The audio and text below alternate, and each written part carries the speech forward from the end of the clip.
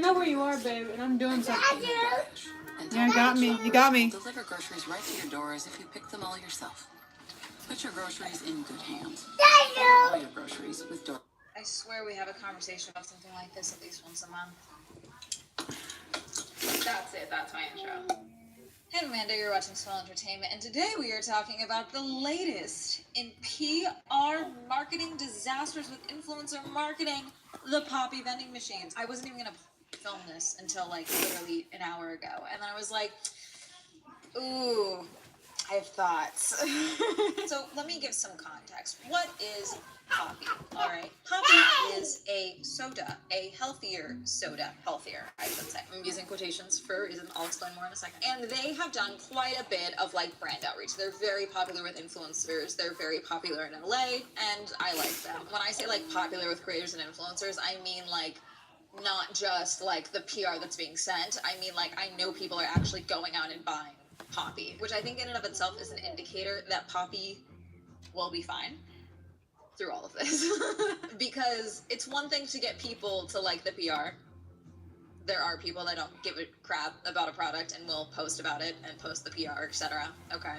It's another thing when it is not uncommon for those people to then go and still buy Poppy. Now, Poppy is more expensive than regular soda packs and things like that. They typically sell it in like cans, boxes, or individually. And it's one of my like special treats. I'm not worried about you. Especially like if I'm going grocery shopping, I'm like, I'll buy one or two. And I will continue to share that I like Poppy. I found you.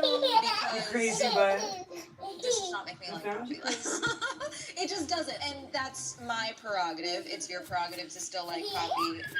All in all, when I saw this, I was like, that's dumb. But, like, I wasn't like, how dare you, Shut my door, babe. It seems like some people are feeling, which I think I'm just, like, not numb and not immune, because, like, I don't want to become numb and immune to these types of things. But, like, this is not out of the ordinary, I would say, for social media gimmicks, for influencer marketing. But really fast, let me first tell 6 you minutes was just me doing this nothing. video, Bolero. Bowling, I feel like, is one of those activities that you have friends that are like sleeper agents where they're just super good at bowling. I am not one of those people. I don't care for very bowling. Mediocre at bowling, but I enjoy doing it. A Super Bowl, as I'm filming this, It's just not my pastime. Started yet, obviously, but obviously this. Like, I don't hate bowling. Spot and a huge advertising. I don't aspire to bowl. Like, that's not, I would never go to it for my birthday. You know? Hi, Jamie. For that, they thought it would be a good idea to send about 35 vending machines to influencers. And TikTok is mad.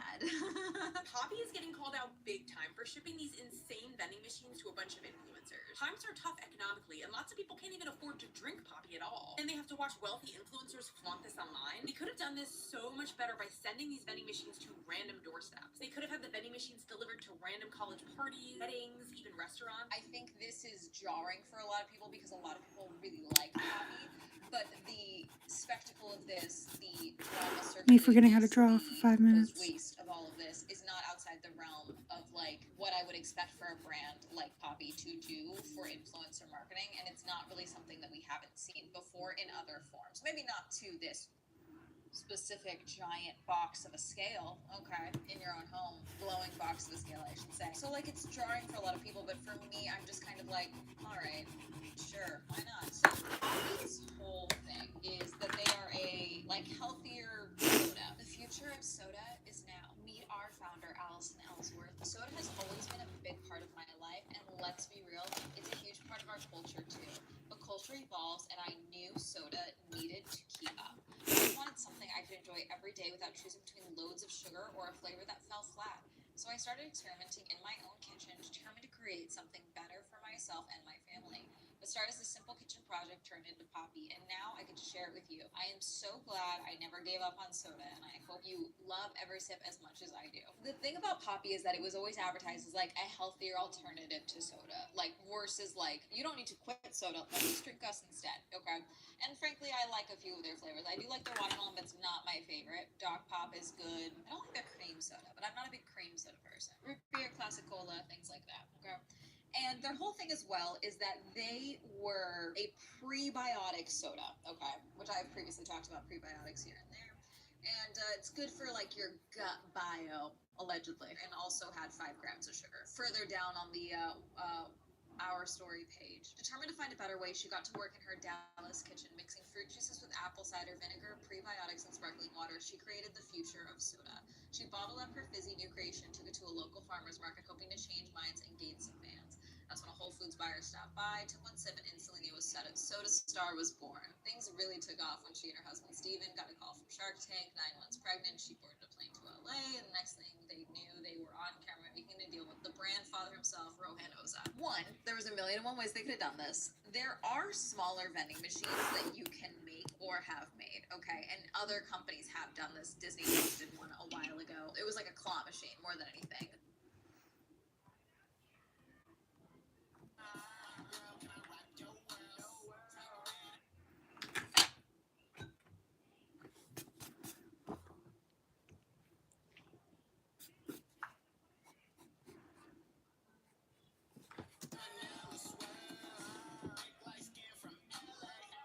No, I'm not gonna draw Goku.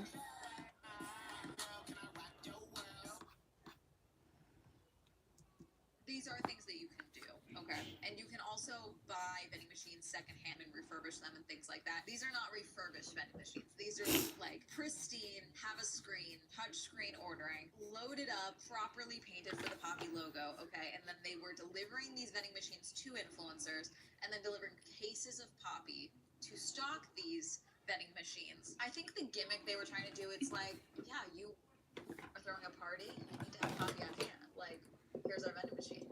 You don't need to order drinks for your party when you've got a vending Poppy machine. A Poppy vending machine. God, okay, wow, lots of words happening here. I think that's what they were going for. I saw a couple of different takes about the Poppy vending machines before I even saw the vending machines, and I saw someone saying, I actually kind of respect the fact that Poppy is like gentrifying influencers' homes. Why send a PR box when you can take up square footage?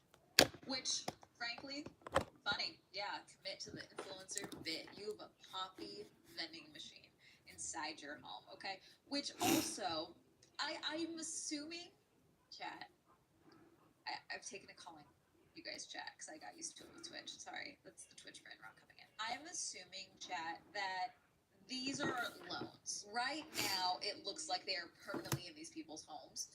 I'm assuming that in a week or so, post the Super Bowl, once the hype around this dies down, they will come and get these vending machines from people's homes. Okay, that is my assumption. They can use them for other things in the future. They can keep them on site. These are custom vending machines. These are huge. Okay, the power usage alone for these people's home and like electricity bills going to be diabolical. I remember how my mom's ex-boyfriend lost his shit when I had a mini fridge in my room with how much it did to the electricity bill. I am certain that a giant vending machine inside someone's home is going to do diabolical things. I don't think these are going to stay in these homes, okay? I think this is a gimmick to get people talking about it, which people are, therefore it's working. Whether it's positive or negative, which I would assume that people would have thought this would be a negative thing. And that's the overall thing I've been seeing people where it's like, with the state of the economy, with the state of how things are going,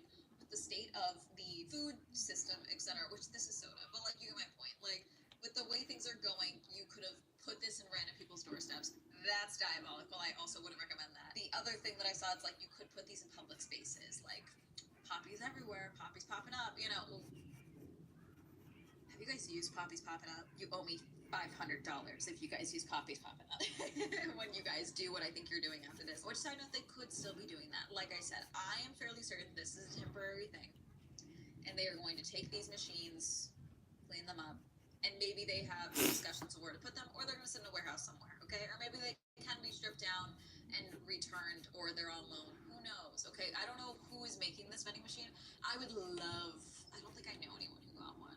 If I knew someone, I'd be like, let me come and investigate your vending machine, okay? Which side note, if you see this, and you got a vending machine, and you still have it, and they've told you you get to keep it, please let me come and investigate. I will order pizza for you while I come and snoop around your vending machine.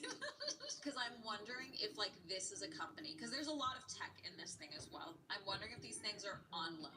The number I've heard going around, because of Olipop, Olipop is another soda company, okay, that is taking this opportunity to swoop on the poppy market, which I do respect. I do respect a good brand wars battle strategy. When I Googled poppy, the sponsored search was Olipop above it, which is very funny. They are taking the opportunity to share the cost of the machines. Olipop is $25,000 a machine, Hey. which I believe is a custom ordering thing, things like that. I don't know if that's accurate. I don't know if they actually have that proper data. I don't know if there's insider information going on. Who knows? But let's assume that maybe Olipop thought about doing the same thing and got a quote and then decided against it. And that's how they know these machines are $25,000. Okay. Which, a lot of fucking money. Not saying that's not. And then about 35 influencers got it, which... Will I be right back? Yeah. I just gotta get still. Yeah.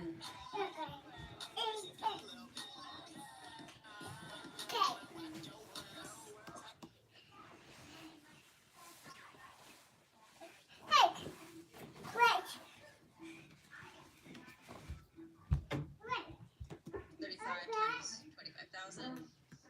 The math's the lot. It's Q1, which for the Super Bowl, if this is all tied to their Super Bowl budget,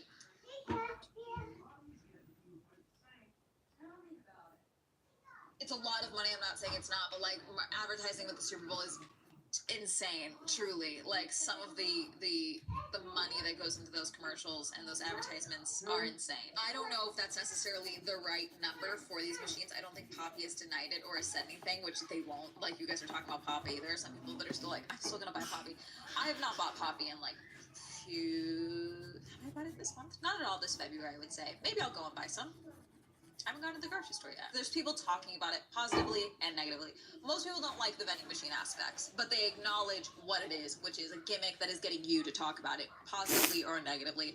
There is still people in this space that believe that any press is good press. So the thing with Poppy, which is so funny to me that this is what's making people pour out their Poppy, which, side note, if you are dumping out your Poppy because of this situation, you are a dumbass, Sure. and I will say that to your face.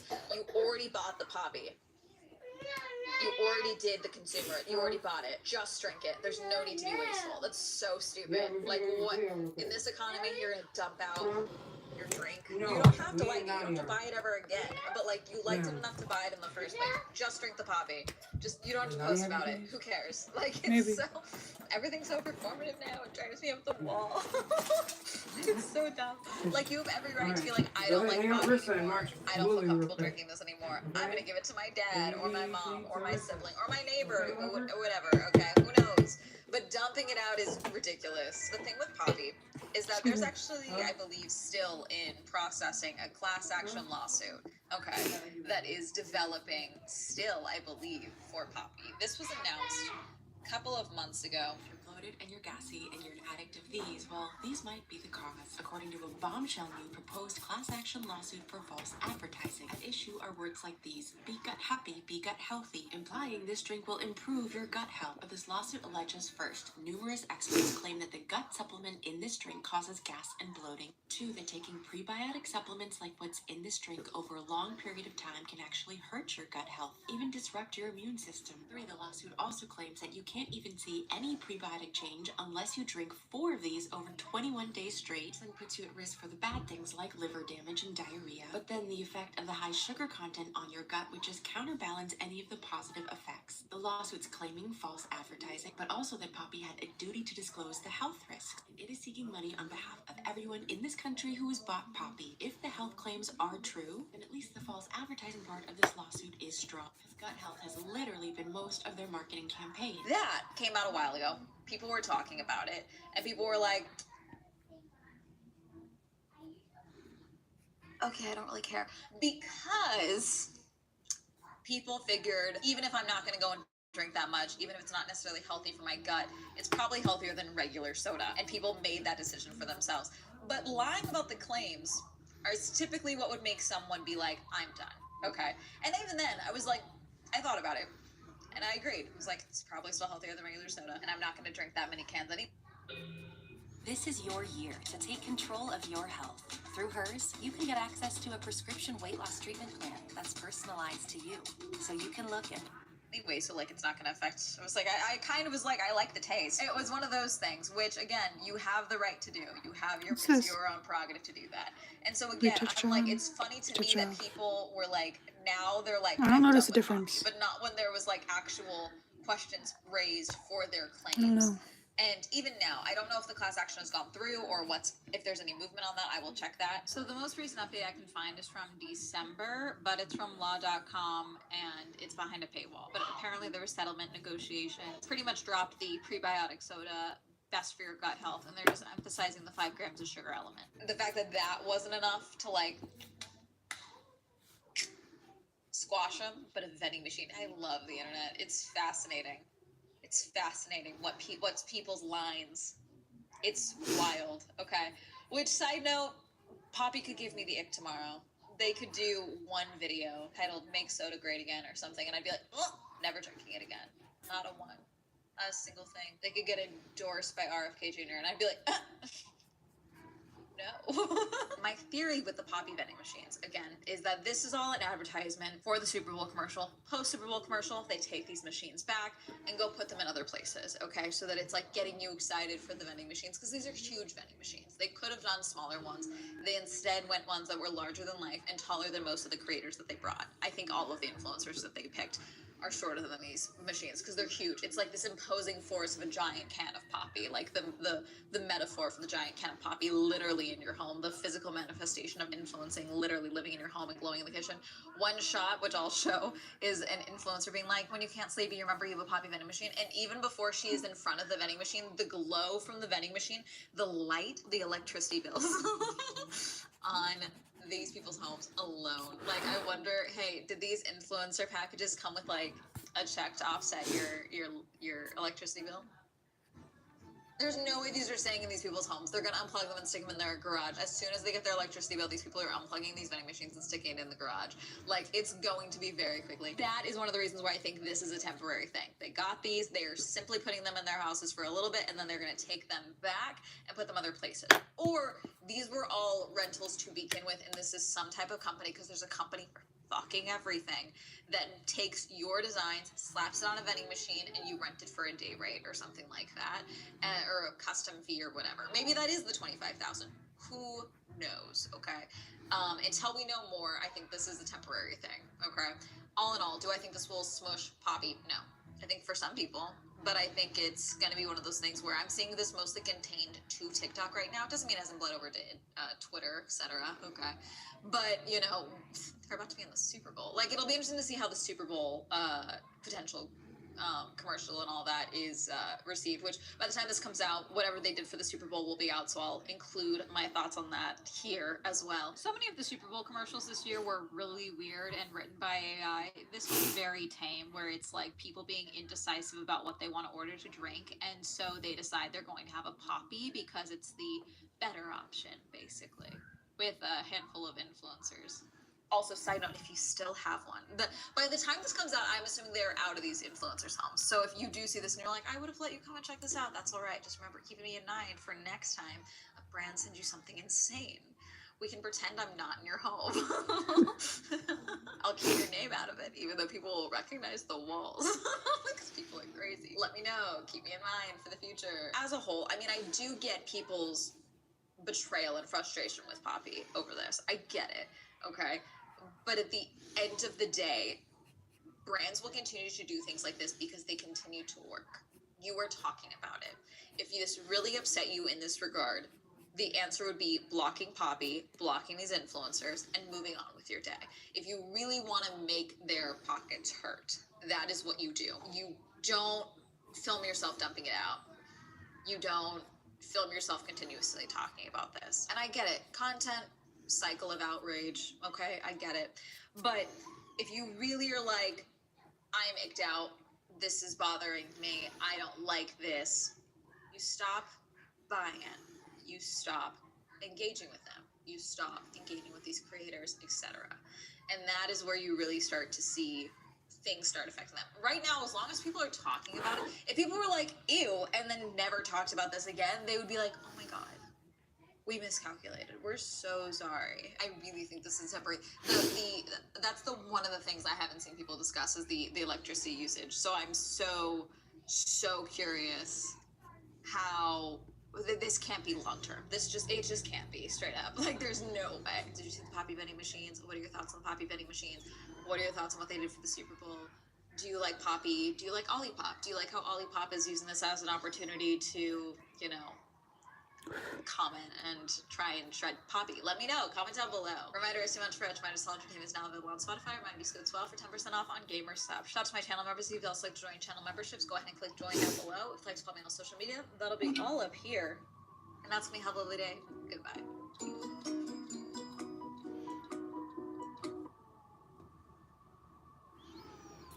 Why is filing your taxes with Free Tax USA different?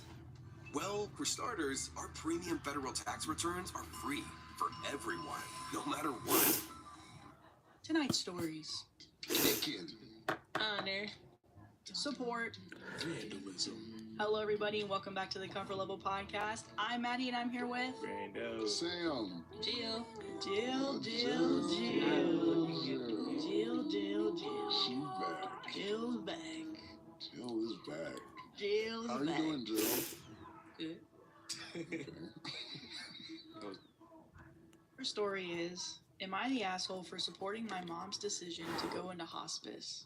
My 52 male, mother, 84 female, has suffered many injuries and illnesses as she's gotten older and is constantly in and out of the hospital. She's had leukemia and went through intense chemo, which led to further health issues, but was declared cancer-free 12 years ago. Well, we recently got the news that the cancer is back, and my mother probably won't live longer than a year. The doctors offered my mom chemo, but she refused, instead choosing to go into hospice. When my mom told me about her decision, I was devastated and asked her why she would choose to die. She explained that she's tired of suffering and constantly losing the people around her. She told me that my dad, who passed away a few years ago, is waiting for her. She said she's proud of the life she's lived and is at peace with this being the end. I have to say, even though I was sobbing, her reasoning was beautiful and she seemed calmer. I mean, and that's happier really all than you she'd been in want. years. So I supported her decision. Live a My long sister, life, 56 and then female, when however, it's thinks my mom time, should you try know it's chemo time and you're ready. and is pissed that I'm okay with her choosing hospice. She called me and told me I must not care enough about my mom to be letting her go this easily. Oh, that's She not fair. keeps trying to convince my mom and I that hospice is not the right choice because our family will miss her too much, and that the grandchildren and great-grandchildren won't understand and deserve their grandma. I know my daughter and grandson understand that I haven't spoken to my sister's kids and grandkids. I know our family is upset and we will miss and grieve her, but I respect my mom's choice. Am I wrong for not trying to change her mind? no. No, I don't think so either. She was 84. She was 84. Yep, 84. 84. She lived a long life, and hospice is not a bad thing. Some people live years in hospice, and chemo is such a hard thing to experience. Mm-hmm. I cannot blame her for not wanting to go back through the experience again. Mm-hmm. And then she's 84, so she's probably watched so many people around her pass away, including her husband. Mm-hmm. And I think it's selfish of the sister to want the mom to endure so much more pain that comes with the chemo process, Right. just to selfishly keep her there. Mm-hmm. And it's some people, they be like, oh, I yearn for the urn. Whoa. Oh. Hey, baby. When did you come up with that? Just now, or? I think that was just now. Okay. Oh, man. Well, I agreed with everything you said besides the last 3 words. No, felt good, I'm sorry. It just popped in my head because I thought about the lady on TikTok and it was her birthday. And then she was like, thank Maybe I you. should use colored It's pencil. my 89th birthday. I hope it's my last one. Well, what you said was kind of crazy, It was. but I think you're probably right. I think totally spot on of even OP's mom was saying of just seeing all these people die around her and her being ready, knowing that she lived a good life and just being ready to die. I think, obviously I understand why the sister is upset about that. I feel like she's like in denial stages of grief instead of what the brother seems to be, which is more maybe acceptance right now and understanding. So I think they're just both dealing with the grief. And the thing that sucks about grief too is like knowing something like cancer or whatever is grieving people that are not yet gone, but you know they're gonna be gone. Yeah. So I think it's just tough all around. You good? And Do not put that in your mouth. I don't think he's the asshole. You know, I don't think he's the asshole for supporting the mom's decision. It's not like he's like pushing the mom to be like, don't fight the chemo, just go to hospice. That's crazy. But he's just agreeing with what she wants. Actually, this reminds me, I just read a book. It was called, The Four Agreements? No. This was, actually, I gotta read the book. I was supposed to bring it back on Saturday. I finished it, but... Okay, I'm still in the middle of the third one. No, this book's called, 40 Tales of the Afterlife. And it's like a lot of short stories about possibilities of what the afterlife could be. It could be this. It could be like God is a little guy who created us as like devices to research things and to figure out what the world is, and we come back when we die, we tell them, we're supposed to tell them what we think life is. So it's like a bunch of little stories, but the one I thought of was, it was when you die, you get to tell the creator, you're like, one wish to make your life better, or to fix something in your life, and you get to redo your life with this one wish. And this person wished that there would be no death. And the people are like, are you sure you want to do that? And they're like, yeah. And he's like, are you worried that you're going to be out of a job? And they're like, no, we're not going to be out of a job. And they're like, if you want to do it, you can do it. So they go back to Earth. They figure out a way to get rid of death.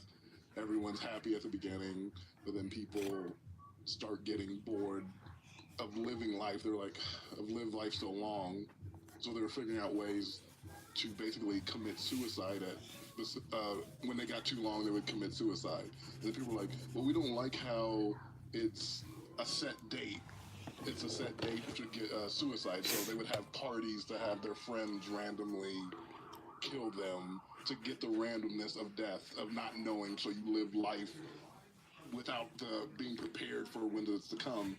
And eventually, over time, people got so fed up with it, they're like, we're going to make sure that we can die again. So they kill the person who created this, and they're right back where they started. And they're like, okay. So everlasting life, or living life as long as possible, is not what humans truly want. Mm-hmm.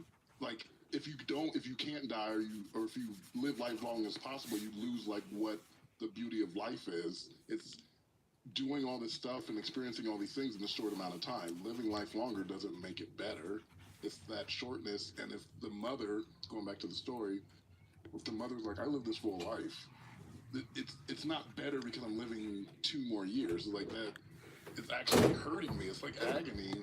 I've lived my life. There's nothing to live for anymore. Yeah. And forcing someone to do that for your selfishness of them just being on this earth with you at the same time, it is very selfish. Yeah. You should let her live her life how she wants to, and if she's ready, she's ready. Yeah. And not to invalidate like the sibling that wants the mom to live, not to invalidate their feelings, because it's a hard thing to sit there and watch your parent deteriorate. Yeah. And knowing they probably had a great relationship and stuff like that, so it's valid that she wants to be selfish to keep her mom there. But at the same time, she just has to go through that process of like becoming okay with the fact that one day mom is gonna just check out. Yeah. Why are y'all laughing? Well, it's because the way you keep ending stuff. You keep ending stuff with a smirk. So you're like, I can't help it. You're in for the urn. Check out. Check out. Check out as well. Yeah, no, that's facts. Yeah. Yeah, I agree with what you're saying too. Just the whole not invalidating the other sibling, because like Maddie was saying, there's separate stages of grief, and I think one thing that is a little bit more beautiful about the story is that the mom can walk through it with them. Like she's still at least coherent enough to be, hey, my days are numbered. Yeah, well, let's make the most of what we have. Yeah. Because it's not always like that. Like, sometimes terminal diseases, they happen quick. And you don't get that time. The next few times you see them, they're in bed or in the hospital bed, and before you know it, it's the last words before saying goodbye. So the fact that she's still able to walk through it with all of them is still beautiful at the end of it all. Yeah. And then help slowly let them go through the process of just letting her go to her next phase of life. I think some people just associate hospice with like, oh, you're about to die just like that. Yeah. When reality is some people can be on hospice for like 10 years before they even start to get to the point where they can't physically do much anymore. And then it's like certain therapeutic things that come into play that kind of help with the process to help families accept it. Yeah. Like, for an example, from an OT standpoint, like an OT would come in and like do certain activities, like creating memorabilia for the family to have after that family member is gone, things like that. So it's like, it's not the end, but it's kind of to help you accept what's to come at the end. Top comment: you're not the asshole. I hate to say your sister is one because this is a heart-wrenching situation, but she needs to step back and support your mom's decision. No one gets to tell someone else how much he or she should suffer just to buy a little bit more time and postpone their own grief. Top comment. So that's that. I'm gonna take a look at the board over here. I'm gonna check out the board here. So get comfortable with the board here. I feel like what we were saying though was a little bit more fair to the whole family, because she is on that other side of grief. Everybody does it differently. Yeah. Yeah, I think they were being fair. I don't think they were attacking the sister. Yeah. I don't know. At least for me. Well, maybe it's just also how it's being read, but it's like, I literally hear Reddit comments and I think anger. I don't ever think... That's you. Because they're mad at you, baby. Yeah, they are. So maybe that's just me. But I literally hear like, Where's you need my to step back as a sister. That's what I hear. And I'm like, I mean, she's grieving already because she's still alive. Maybe that's just me. What color should her hair be?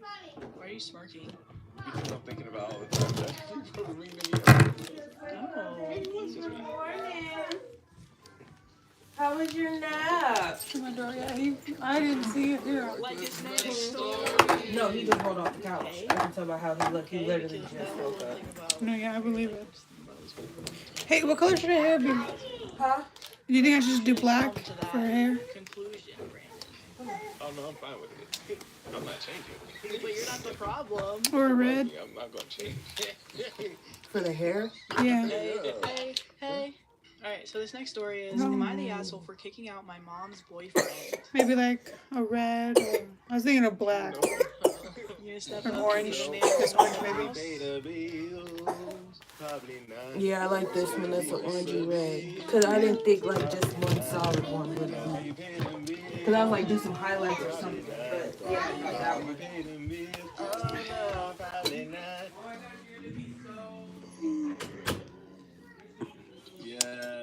That was the hobo that lives in my house. Don't worry. We stopped saying This goddamn cup. No, we didn't. I feel like we have not stopped saying this. No, because the last 2 episodes we've been yapping. That's the difference. We've been talking. Only saying. Am I the asshole for kicking out my mom's boyfriend? When I was 17, my mom came into money. She tried to keep it quiet, but she paid off my dad's debts, bought him a small house, paid off her debts, and paid for my sister's college, and set up funds for mine. She had a boyfriend at the time, and shortly after, him and his son, who was 7, moved into our new house. Over the next few years, Mom bought my sister a house after she graduated college. Her boyfriend lived with us and didn't pay anything, but he did work. When I was 21, Mom got diagnosed with cancer. It wasn't good. She sat me down and my sister down and went over exactly how much money there was. She intended to give her current house to me, and both me and my sister were left with a large sum by the end of it. She asked if I would allow her boyfriend to stay in the house with his son until he got his own place. and I agreed. Before she died, she told her boyfriend that he would need to look for his own place, but he had time to save money for that journey. For the last 4 years, he has continued to reside in the house with his son. I haven't minded because we get along okay. I pay all the bills, but he does buy food for him and his kid. He has dated on and off, but mostly kept the women out of this house, which I respected him for, until his current partner. She's been in my house 3 times, and at first, besides feeling a little uncomfortable, I was okay with her. The last time, this last weekend, was the point where I lost my shit. I was making myself some lunch when she came walking downstairs. She grabbed a plate and went to grab food out of my pan. I asked her what she thought she was doing. She started telling me how I should look for somewhere else to live, and reaching off my dead mom's past relationship as an adult was pathetic. I hollered for my mom's old boyfriend. He came down and I told him, I don't know what his current thing thought, but I wasn't going to be disrespected in my own house.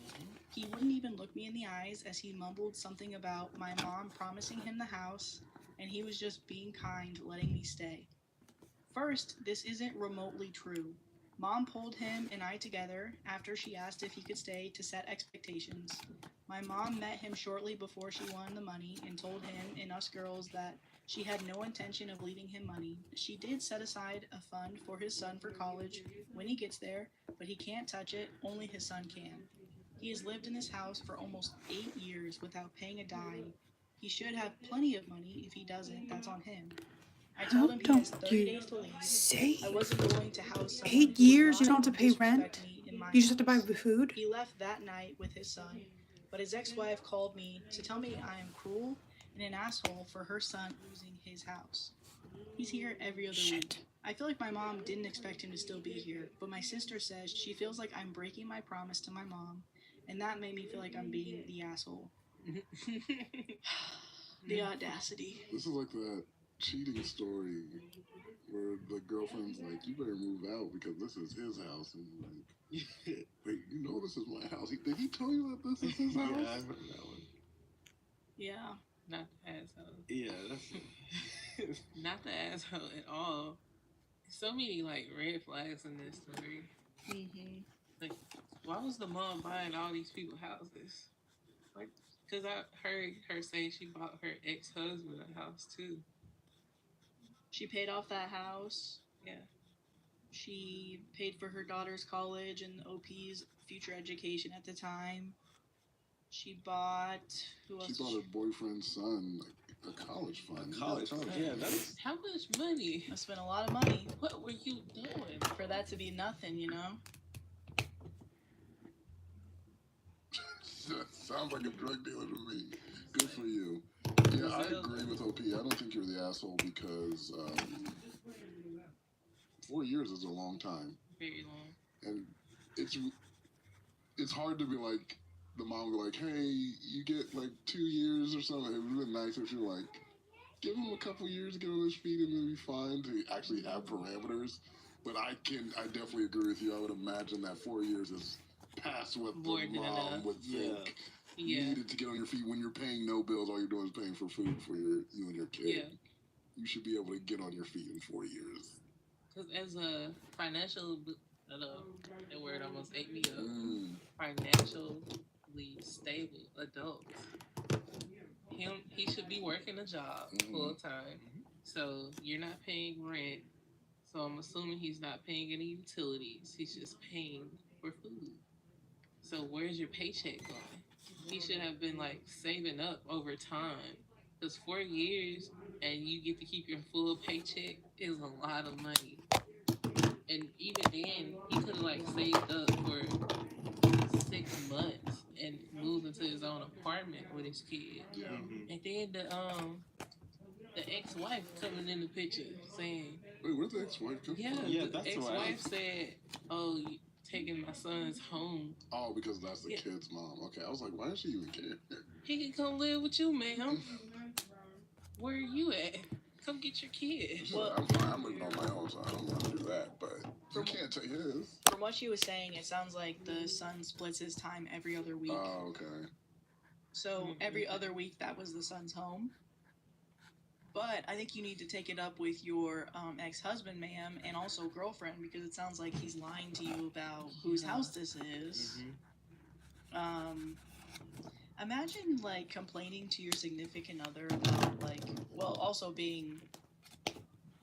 lying in the first place. Yeah. Like, being like, yeah, it's my house, but then complaining about probably her being like, so why does she still live here? Like, it's been 4 years. Why does she still live here? The audacity of taking that plate and trying to reach into that pan. Yeah. Yeah. And that's the passive aggressiveness that leads to the conversation. Because she was right. She was quick with that. She was. Like, she was confident. Yeah, she was like, I want to take this food because I know I'm going to say this. Because I know this is his house. Yeah. So everything is mine. Food, mine. That speaks volumes about her as an individual. Yeah. Because if this girl lives here, and you're just a part-time guest, an overnight friend. It's your third time here. It's your third time here. You just come downstairs grabbing plates out of cabinets. Birds of a feather. Lock together. Grabbing plates, grabbing a spatula, and grabbing that egg. And that I then just saying, seasoned. I mooched off of my dead mother. Ma'am. I would yell for him to come downstairs too. Because that's so Because disrespectful. I'm grabbing chanclas. You know what I'm saying? Seems like there's a roach in my house. Like, this is roach behavior. But, yeah, no. This is roach behavior.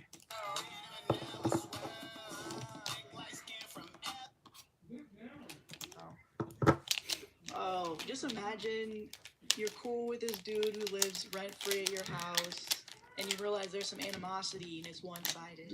Yeah.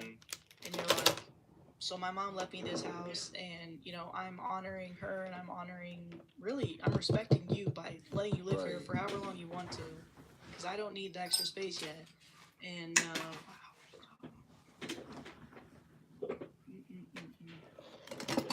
and then still, like what we were talking about earlier, the ex-wife's calling and complaining. You don't get to complain anymore. Speak to your ex-husband.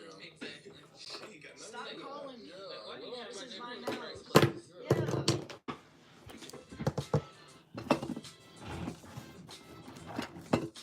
house. Yeah. Ow.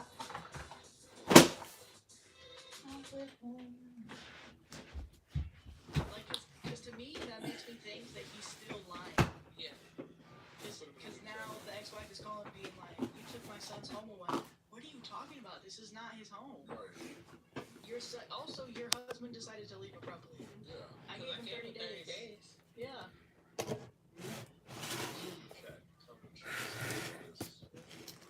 Okay, so top comment, not the asshole. The critical part here is that your mom asked you to let him stay until he got his own place and to give him time to find it.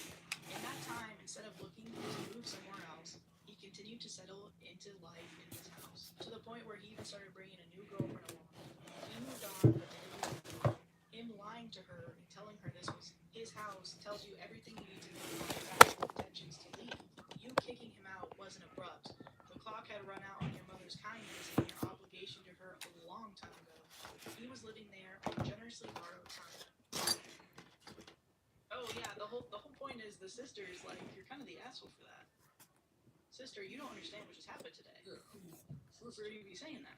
Sister.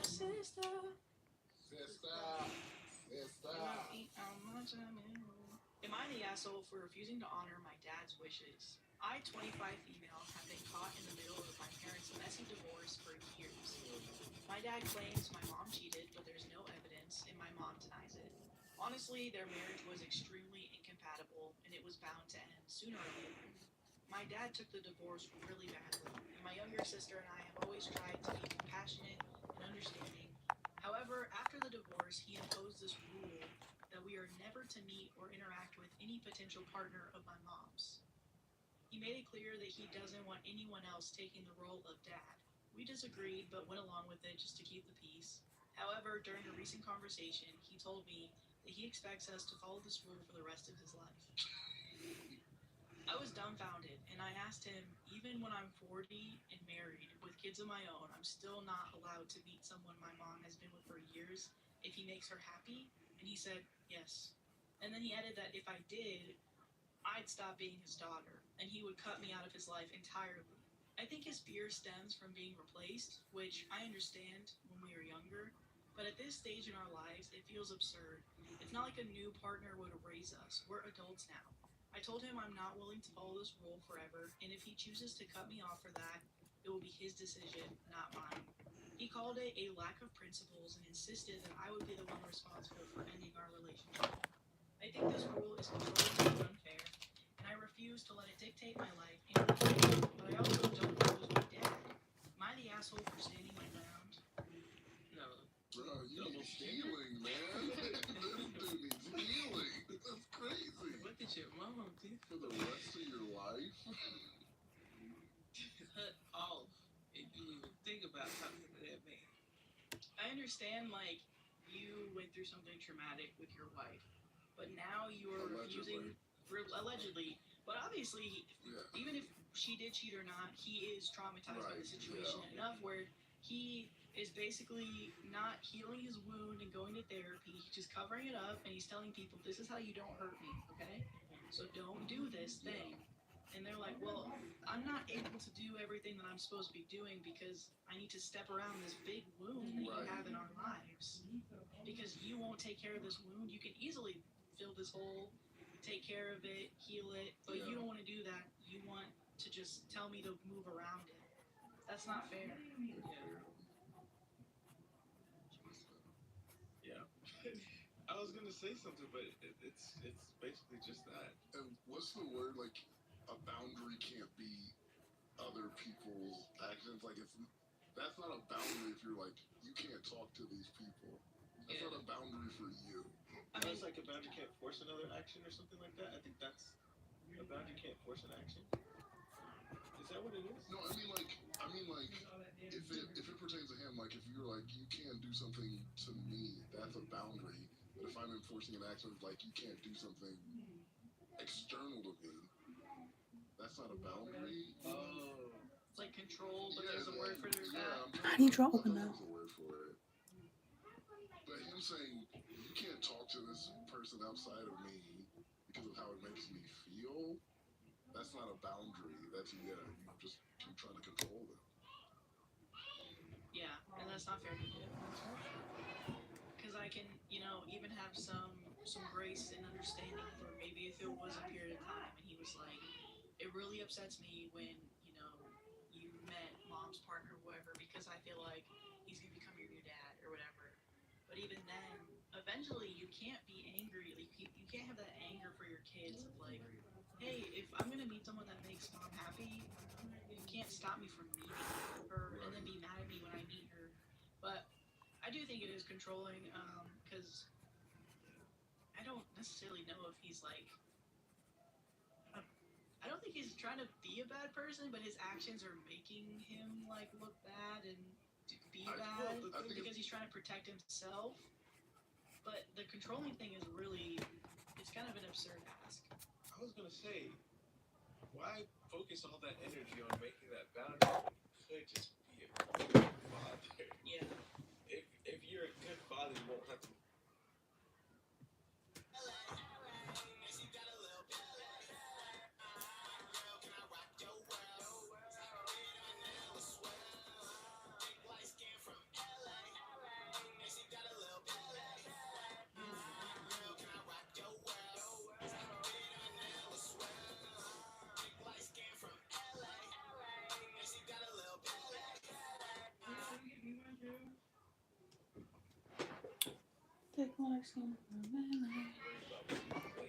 Well, that's where I think he's coming from. I think he has a fear deep down that I'm not a good father, so this is the only way that I can protect it. And you're right, he should be focusing that energy on being a good dad, but he's like, any guy will probably replace me because they'll be better than me. So my solution is to just stop that. No, though, I think anybody would have that fear. Whether you're actually a good dad or not, though. I don't think if you're a good dad, if you're actually confident in yourself, you're like, I'm a good dad, you're not going to be worried about some other guy coming in and like, of course people are like, oh, I kind of like him, but you're scared that they'll replace you as a father. And these are his adult and children. You know you're a good dad? There's no way. Yeah. Well then, that's like a confidence thing to me. Yeah, I was going to say that's like a confidence thing, but guess if you're confident in yourself, you wouldn't have that. But it just sounds like he's insecure about it. And he's lashing out on him. The one that was getting cheated on the lady thing. Yeah. Okay. Well, He yeah, needs to let his wife go too. his It's like confidence level is probably just out of the water right now. Because, yeah, getting cheated on is no easy thing to get over. Because also, does it seem like he's trying to use his kids as like a leverage for his ex-wife? Like you're saying, Yeah. like, hey, It's another way you to can't hurt her. meet her, you know, Yeah. whoever, and if you do, you're done with me. So now I'm leveraging my own kids to screw over the wife, which maybe that is the big motivator in the end. Yep. But no, this is a ridiculous ask, Yeah, and you're not the asshole for doing that.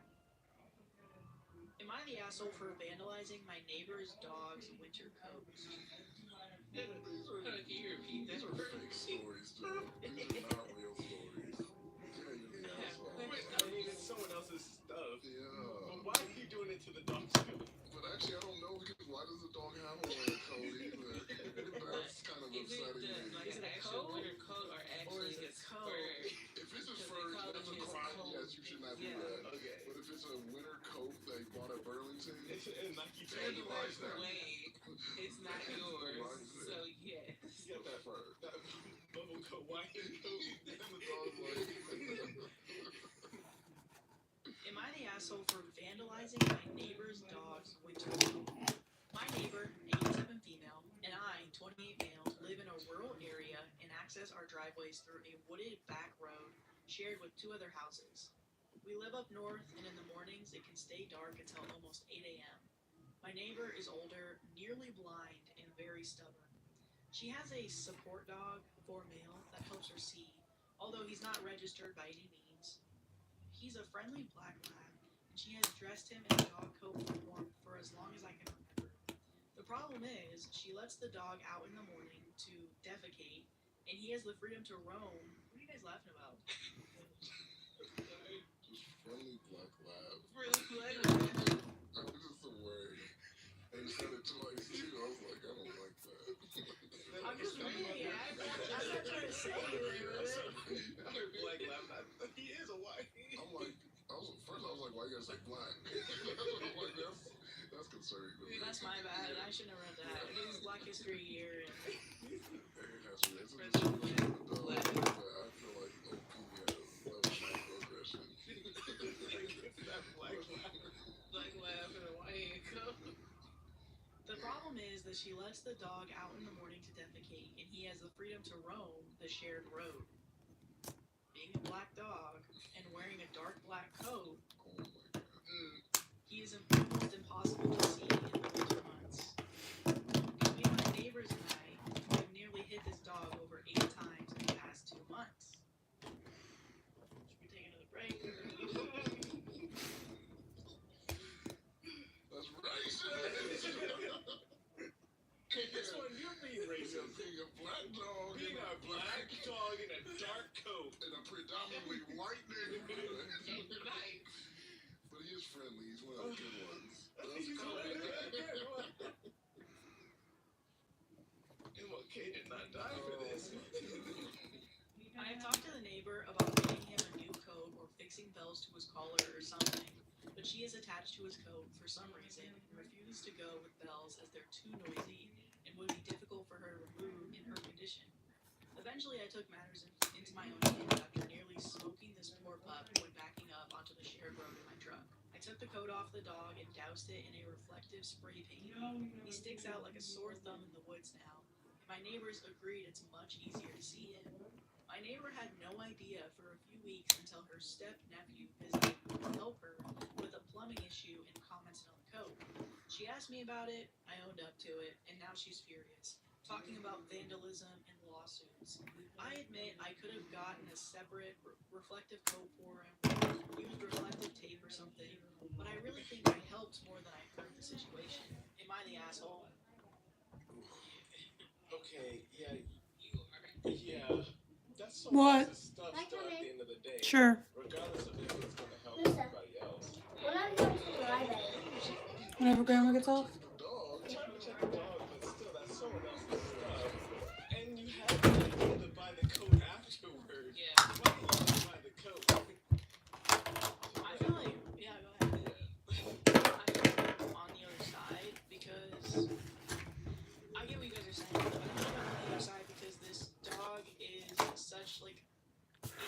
so. I know I feel like if I say anything, he's so hard to see at night that. Why is he hard to see, man?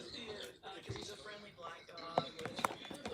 I agree with your points, but I feel like the dog and the owner really not seeing the problem to protect her dog is the issue. Get out with food in your hands. Stop coming in here with food. If somebody brought us to me, I almost keep hitting Wesker. What? What's that? So that I don't know, babe. The sausage. Did you do that? You know, worse, like if an accident Do were to what? happen with his like neighbor's dog, No. like don't be Oh, pissed so I probably did it then. Get out. I see why he made that quick Get out decision of to do that. Get out. I almost literally just Get out. Get out. Get out. Uh-oh. You want to get out? No. Go. Boy. like unless you want this it's crazy.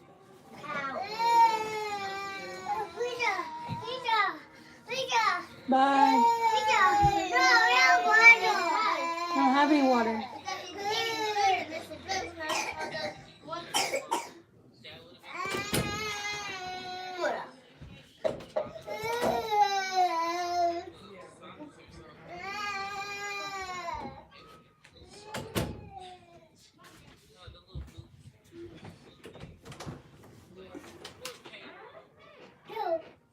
Shut my door now. Shut my door now. Well, because I'm like, she said she likes the code.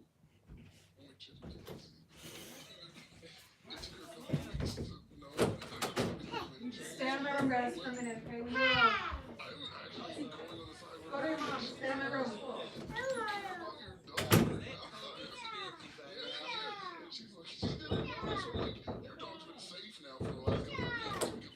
Go ask your mom. Go ask your mom. Yeah, he needs water.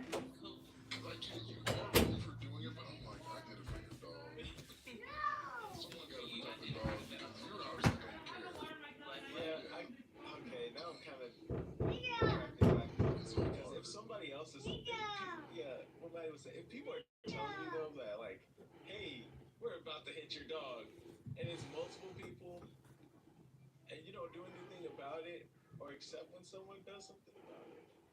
Well, I guess it didn't say. Did he offer to do something beforehand, or just like talk about it? Well, I thought he offered to do something to the co, and that's when she's like, no, I love the co. Or she was like, I'm an old lady, like I can't get up and put this on, put this off. You said between the neighbors and I've nearly hit the dog over 8 times in the past 2 months. That's not talking about ever. That's just talking about now. Yeah. So actually, they did. My kid too, but I hate his kid as well, but I can't see him. So they did talk to the neighbor Brandon about doing something, either getting him a new coat or fixing bells to his collar. But she was basically saying that it would be too difficult for her to remove in her condition. Yeah, the bells I get. Okay, then. But even he could have bought a new coat, and she still rejected it. But to a certain extent, like her maybe having to switch coats out every single time the dog goes outside. Putting a coat on a dog, especially a bigger dog, is still an inconvenience. So I imagine an elderly person having to bend down and do that, even if it's bells, it would still be an inconvenience. But this coat just lived on the dog the whole time. I feel like it probably just lived on the dog all the time. Get a reflective collar. Oh, reflective collar would look good against black fur. See him at night. Yeah, my boy's shining. Point him out. Yeah, he's right there. Right there, officer is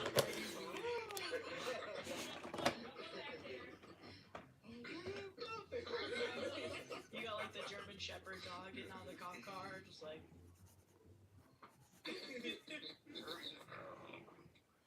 Not the asshole. You saved that dog's life. She's an irresponsible owner for letting it get into danger repeatedly.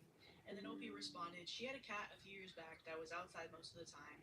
Some of us worried if it could get back in. The thing was badass though. My other neighbor caught it on a trail cam, fighting off a coyote, and I saw her walking around with what I believe was a full-grown muskrat she caught. Oh my god. We asked the neighbor about it after a few years, and get this, she literally had no idea what we were talking about. I think she truly forgot she had the cat, despite introducing her to the neighbors when she first got it. Eventually, another neighbor picked her up and rejoined her with a friend. She's still an outdoor cat, but comes home to their place every night to sleep inside. So just a negligent person who probably shouldn't have any Walking it back, walking it over. Doing the right thing, okay. Because, That cat was running through life. Only had on Bye.